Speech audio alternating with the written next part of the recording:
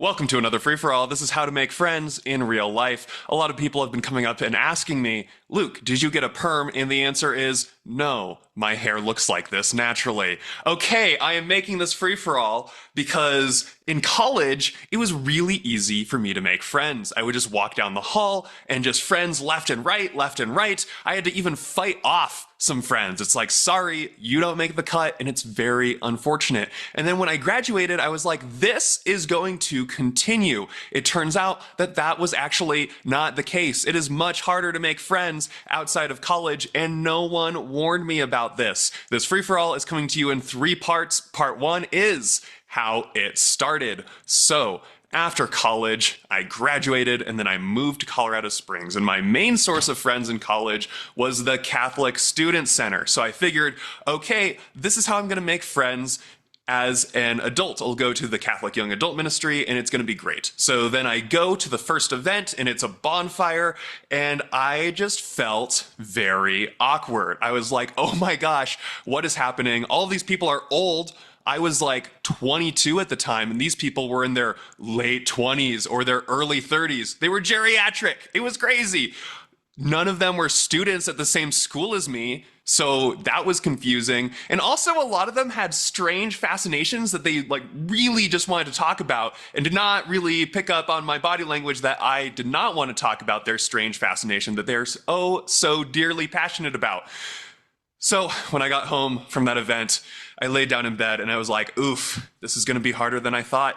Which brings us to our first lesson in making friends outside of college, and that is everyone has a different life reference. In college, everyone is at the same school as you, so it's a lot easier to have a commonality and bond and quickly become friends. That is not the case in young adulthood. Outside of college, not everyone goes to the same school as you. So that creates some differences, which makes it a little bit more difficult and take a little bit longer to make friends.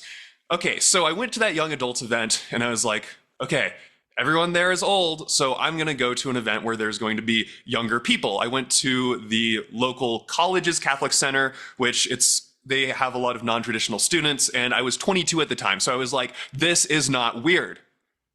It turns out it felt very weird. I felt very old compared to all of these college students. I met 2 people, and they were technically different people, but they were both kind of cowboy-esque, and for all intents and purposes, they were basically the same person. So we have a conversation. It was kind of awkward, but I still got their number, and afterwards I was like, yeah, maybe we can go play toss or something. I'm like, I don't know, what do adults do for fun? No one told me about this. I met this other guy who was a little bit older, who was closer to me in age, and we exchanged numbers and we agreed that we're going to get to lunch.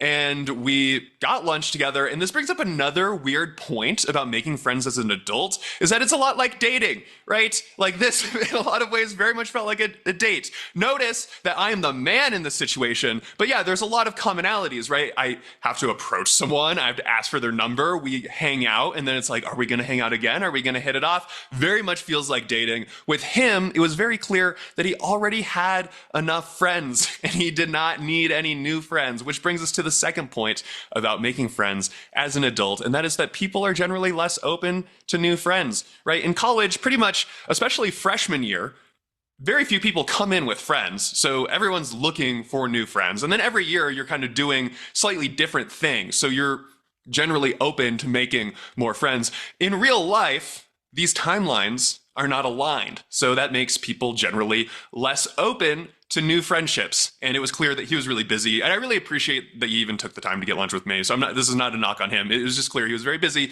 and didn't really have time to make new friends, which is totally fine. This brings us to part 2, how it went. So eventually I did kind of have a friend group, and I started kind of thinking about it, and I was like, am I hanging out with these people because I actually really like them, or am I hanging out with them because I'm lonely? And this started making me think about, like, what is the basis of friendship? And I put together this foundational model, completely new and original. This is a Luke trademark, and this is the T-Mobile My Faves model of friendship. And if you look at the T-Mobile My Faves campaign, this was kind of a long time ago, but basically you got unlimited calling, to 5 numbers, your 5 closest friends. And this is very much building on the idea that you are the average of the 5 people that you spend the most time with. And I thought about this with the people I was hanging out with at the time, and I'm like, do I want to be the average of these 5 people? And thinking about it like that, I was very much like, I don't know. It's like we had some commonalities, but when thinking about friendship, I don't think having some superficial commonality, like a shared activity, say you're both really into grocery store speedrunning, I don't think that's enough for the basis of a firm friendship. I think ideally, for your closest friendships, they should be ones where you are both pursuing virtue together. Ideally, I like to have friends who are better than me in some significant way so that they can push me in that way and I can strive to be more like them in that admirable trait that they have. And hopefully I'm providing that to them as well. This is not to say that you should blow off people who you view as less than you. You shouldn't even really view people as greater than or less than you. But it is to say that if you're spending a lot of time with people who you feel like are making you a worse person or it's just not a great fit, I don't think you have any obligation to invest a lot of time into that relationship. So after thinking about this situation, I was like, oh my gosh. And I went to the top of a parking garage. This is where I do all of my thinking. And I just sighed. I'm like, ugh. Like, I went to Colorado Springs and I don't know anyone here and I feel like I'm stuck here. I'm just like, GG chat, GG, we're cooked. I'm never going to have a social life. I give up. Which brings us to part 3, how it's going. So after my top of the parking garage melts down, very shortly thereafter, I got a text from someone who I had hung out with in the past. And he asked me, do you want to go to the balloon glow? And I started thinking about this, and I thought about our past interactions. Once we went to Thai food together, and afterwards I was like, that was kind of weird. That was kind of weird. He also invited me to a party at his house in his backyard with a bunch of his friends, and I was like, I don't know. That was kind of weird. But at this point, I was like, well, my current friends are not exactly fulfilling me, and I feel like they're not pushing me to be a better person. So I was like, YOLO, sure, let's do it. And I went to the balloon glow and I hung out with him and I met some of his other friends and it was great. And afterwards we ended up staying up till like 2 or 3 in the morning at one of their houses, just talking and having deep conversations. A lot of them were teachers and they appreciated deep conversation. I was like, this is what I've been lacking. And this is so good. Which brings us to the final point about making friends that I want to make, and that is that there are a lot fewer automatic encounters, right? In college, you just encounter people naturally at clubs, in the dining hall, in your dorms, whatever, right? And so it takes a lot less time for those friendships to build.